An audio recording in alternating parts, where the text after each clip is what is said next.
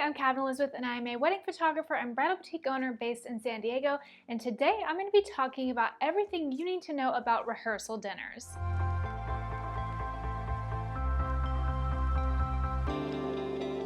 So I have been gone for a couple of weeks. I had a lot going on with my bridal boutique, and I also had a destination wedding in Jamaica, so there has just been a ton of stuff going on, but I am back, and today I'm going to be talking about rehearsal dinners and all the things you need to know about them. So first things first, what is a rehearsal dinner? So rehearsal dinner is the dinner that you have after you rehearsed your ceremony. So ceremonies usually have a rehearsal so that you know everything that's going on for your ceremony, so it's not just all thrown together at the last second, and then you go to dinner afterwards, so relax and celebrate, and that is your rehearsal dinner. So you obviously aren't rehearsing anything at the dinner, it's just a dinner, but it's called the rehearsal dinner. So you might be wondering who comes to the rehearsal dinner, and that is typically going to be your immediate families and the wedding party, so your bridesmaids and groomsmen, also your ring bearer and your flower girl if you're having those, and then their parents. If their parents are not in the wedding party, their parents do need to be invited so that they are attending with their children. And then obviously if you have bridesmaids and groomsmen who have spouses, those spouses do need to be invited to the rehearsal dinner. If there are boyfriends and girlfriends of the wedding party, that's kind of optional. If you have it in your budget to invite them, then that is a really nice gesture so that they can bring their plus ones. And then obviously anybody who is participating in the ceremony, so your officiant or any readers or singers, anybody who is having a helping hand or some sort of a job in the ceremony, they should be invited because they were participating in the ceremony. So they should be invited to the rehearsal dinner. And then anybody like a spouse of a participant in the ceremony, they should probably also be invited to your rehearsal dinner as well.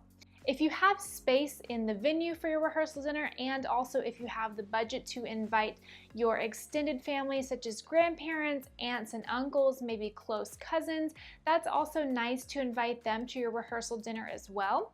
And if you also have the budget to invite all of your guests, and it can be more of a welcome dinner rather than a rehearsal dinner, then that is great. My husband and I did not have a ceremony, so we didn't have anything to rehearse, and we wanted to include every single one of our 55 guests in our pre-wedding dinner, so we actually just had more of a welcome dinner than a rehearsal dinner. So we had everybody there, and it was really lovely because we had a smaller wedding guest list and we had the budget to invite everybody to our rehearsal dinner, which was really a welcome dinner. So we wanted to see a lot of people and have a lot of FaceTime with all of our guests, so it was important to include everybody. But if you just want it to be really, really small and just immediate family and your wedding party, then that can just be a really small rehearsal dinner. Now, if your next question is, where should we host it?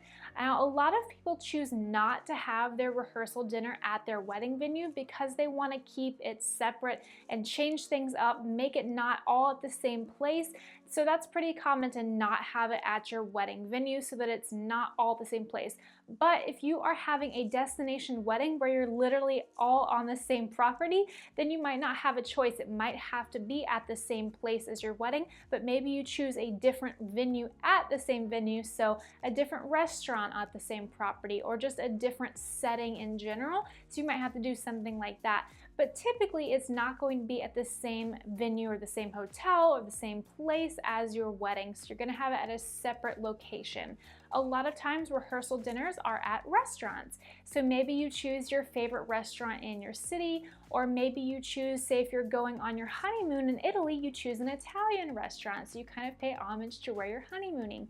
Or maybe if you are in a destination city, you just choose the best restaurant in that city, or you choose something that is very specific to the city. So you just choose something that's very iconic for the city where you're getting married. So you can make it special and you can make it themed, you can make it something that is definitely going to be very classic and iconic to wherever you're getting married. So be very intentional with wherever you're choosing to have your rehearsal dinner so that it is special and it's something really great. Obviously read reviews for wherever you're going. You don't want the food to be bad. And if it is accessible to you to go eat at wherever your rehearsal dinner is going to be far in advance, so you're kind of taste testing, that I do recommend, so that you make sure that you know in advance that the food is going to be really tasty for all of your guests. As far as timing goes, I would really not recommend having this be a late wild party night unless you know that your group of people can handle 2 late parties back to back, because you don't want everybody to be too hungover or too tired or too burnt out by the time your wedding day rolls around. You want people to be able to enjoy the actual wedding day. So I wouldn't really recommend having your rehearsal dinner go until like 2 a.m. the night before your wedding, because you want everybody to be able to fully enjoy the wedding day itself and not be too tired or too just burnt out from the night before to be able to enjoy it. So make sure that things don't end too late so that people can enjoy the following day. If you're wondering who pays for the rehearsal dinner, I hope that you guys watched my recent video on who pays for which wedding expenses. If you haven't checked that out, be sure to do so, because it covers every single wedding expense that you can possibly think of. But typically, and I say typically because this is what is traditionally done, you guys know I'm all about breaking traditions whenever possible, but typically it is the groom's family that pays for the rehearsal dinner, because typically it's the bride's family that pays for the wedding day expenses. But if you are not a traditional bride-groom couple, then maybe this does not apply to you. So perhaps the couple can pay for the rehearsal dinner, or whoever wants to pay. So you can leave that up to you. But if you are a traditional bride-groom couple and the bride's family is paying for the wedding day, maybe the groom's family can pick up the bill for the rehearsal dinner, but do whatever works for you. That's just what is traditionally done, but you don't have to be traditional whatsoever.